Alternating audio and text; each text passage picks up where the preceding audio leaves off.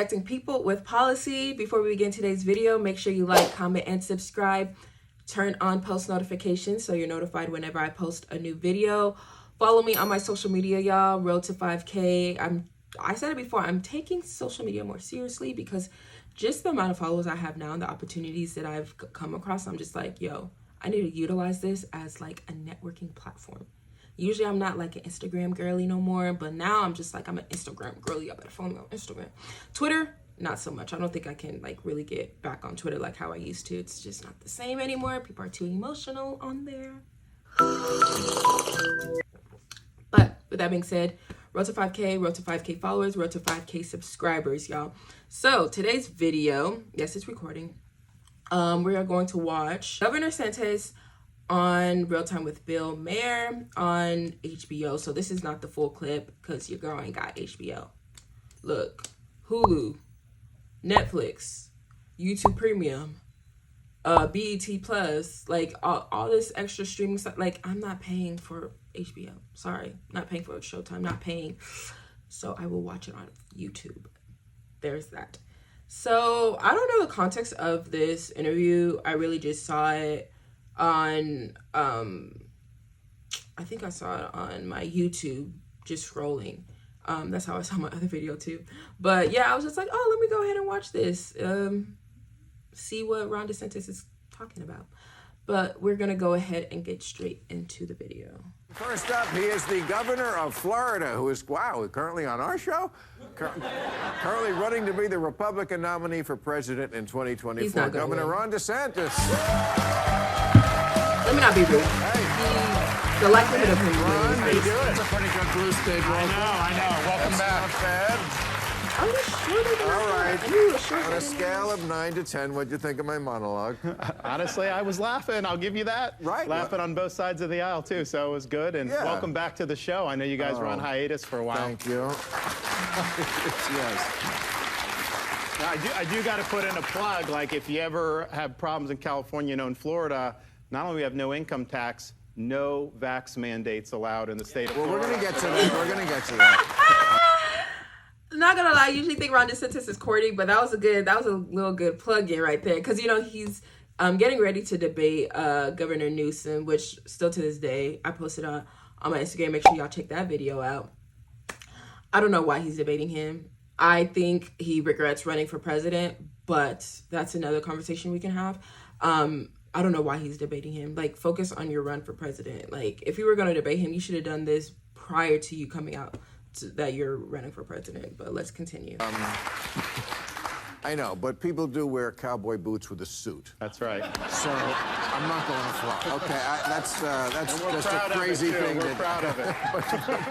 But there were no cowboys in Florida, Ron. It's the South. Oh, yeah, you should try Florida. We're one of the top cattle states in America. Once Really? you go from the beach, you go to the interior of Florida, nothing but cattle ranches. Oh, all right. Well, Yeah. I stand corrected. Yeah, I was gonna say it's the pretty much in the South we Because all wear I'm wearing cowboys. I orthopedic don't. shoes. There you They're go. expensive. I might wear the fake ones. Okay, so the debate, it was a shit show, but right. I mean, even you said you would have turned it off if you were watching. I mean, people screaming over each other. I couldn't hear what anyone was saying. It was terrible. Yeah. But I heard you won. I heard the polling said you won. What did you win? With Trump, no, honestly, with Trump not in the race, what did you win? Well, but I think that, you know, he's not showing up. He's missing in action.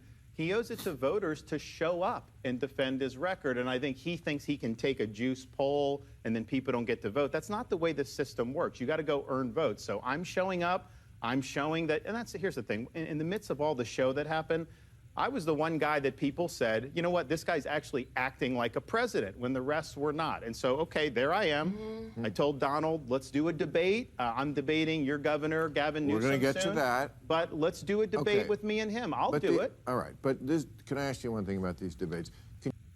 I'm gonna be honest. Before we get into this, at first I was like, Trump, he needs to debate. He needs to go on the debate stage, giving them just a great opportunity and time to put their name out there. That's what I thought in the beginning until that first debate happened. This was my thoughts prior to the first debate. When the first debate happened, I was like, bro, if I was Trump, I would not step foot on that debate stage.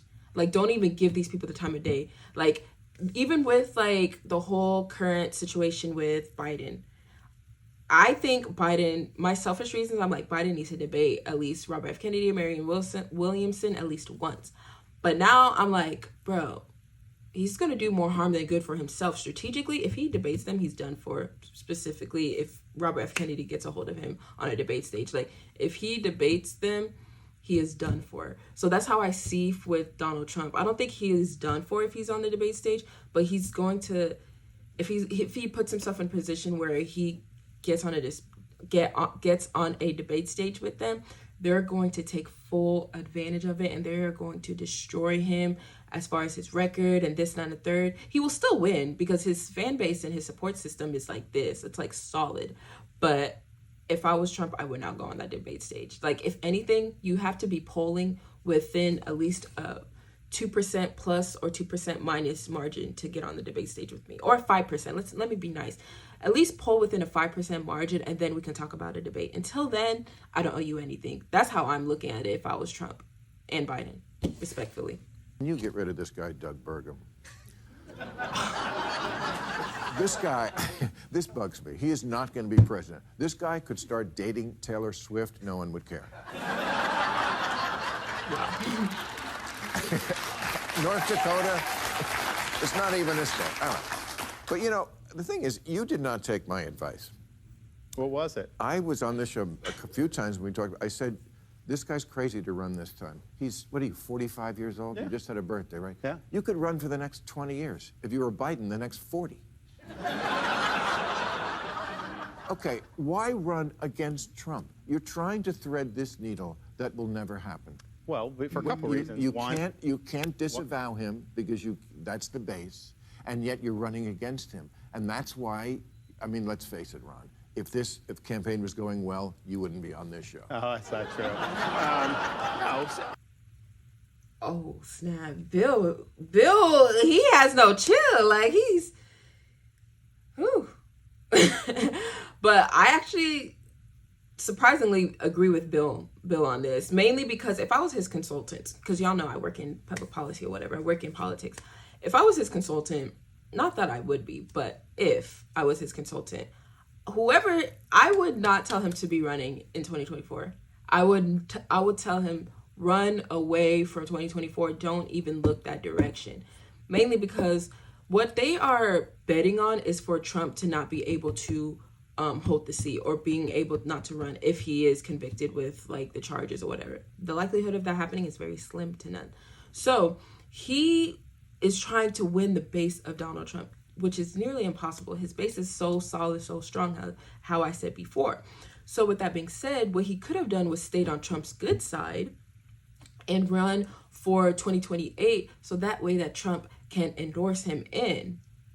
But him running against Trump, them starting to butt heads, talking bad about each other, it's like, you're gonna lose this, and then now what? You're gonna run again, and with what support?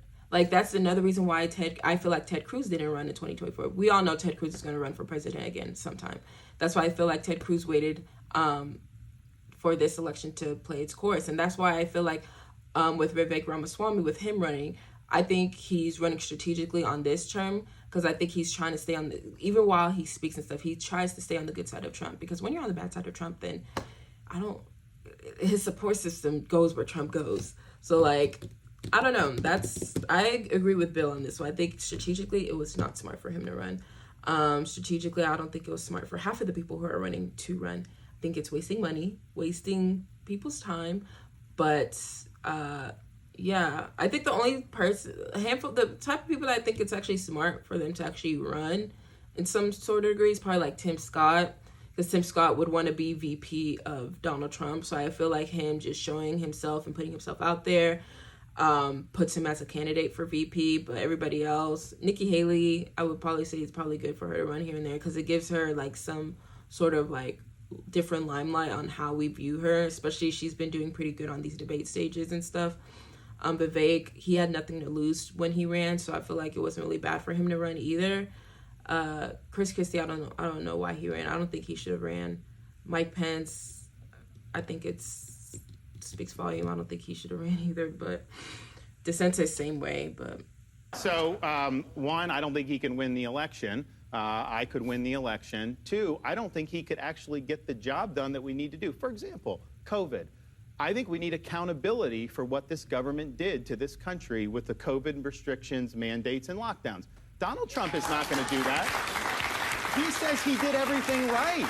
He says he saved millions of lives with lockdowns. He claims his mRNA shot saved 100 million lives. He's not going to clean house at CDC, NIH, FDA, or any of that. I will do that. I will get the job done. And a lot of other things we do. The one thing about me in Florida, and even my critics will acknowledge, if he says he's going to do something, he will follow through and get the job done. So it's about the country. Are we going to get the country turned around or not? I don't think he's a vehicle that's doing. And I have been, when I supported him on the things I liked, I've said it, but I've been critical about the things that he didn't do, and I'll continue to do that. Okay, but you...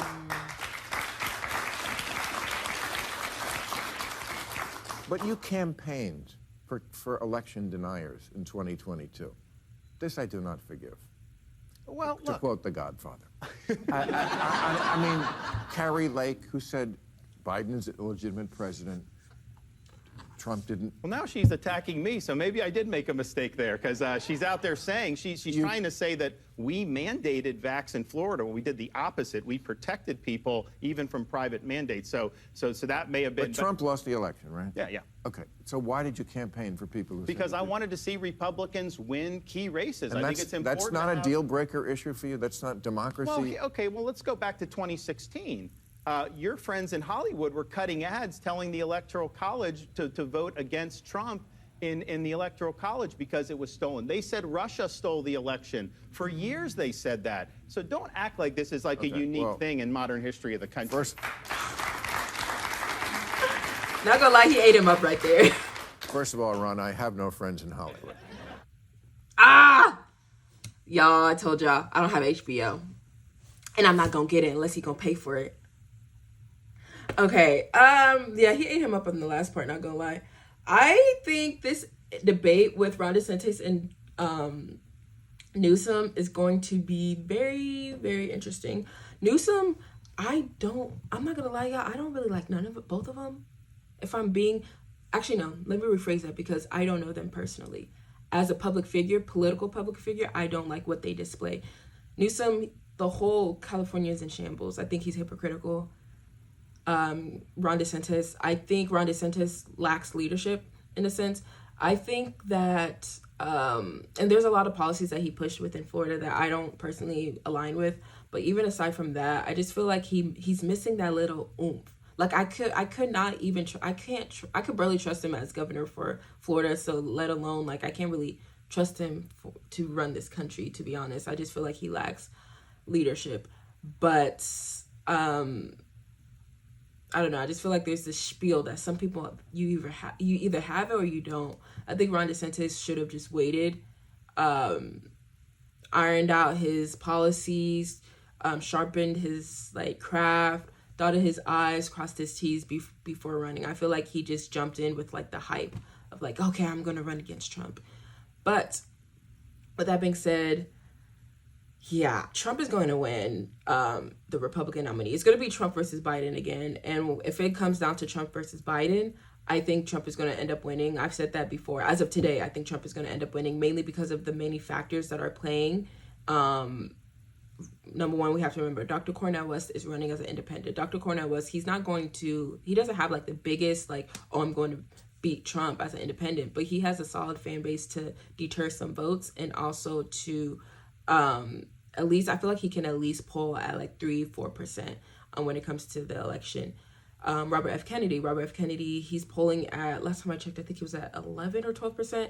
So if he comes out and says that he's running as an independent because he doesn't like the way that DNC has been treating him, that's another percentage of the votes that are being taken that Joe Biden just lost. So with all these factors playing in, and also Joe Biden's current administration, not that they're horrible, but they haven't been making a lot of people happy. So much so, I feel like Biden is trying his best, especially with what he has. But I feel like it's also kind of selfish of him to run again. I think, if anything, I think him running again falls from him not trusting Kamala fully, because if anything, why not not even pass the torch, but why not just give that seat up or allow Kamala to run for president and take it from there type of vibe. Do I think Kamala could beat Trump? To be honest, that would be really, really hard. I think that I can't say confidently that I think she can beat him, but I think she would have a fair shot. I just feel like Trump's support system is just very, very strong. Just very, very strong, and it's really hard to break. But that being said, I want to know your thoughts on the comments down below. Let me know, like, do you think Ron DeSantis actually has a shot? Do you think Trump will be able to run for president? Or not run for president, he's obviously running. Do you think Trump will actually be able to hold the seat as president, even with these cases, like if he's convicted or anything of that nature? How do you think it's going to play out? Let me know your thoughts on the comments down below. Make sure you like, comment, and subscribe. Turn on post notifications so you're notified whenever I post a new video. Road to 5K, y'all. We got this. Thank you, Jesus, in advance. Thank y'all all for tuning in. Follow me on my social media. Love y'all all. God bless y'all. This is WOULDN, connecting people with policy. Toodles.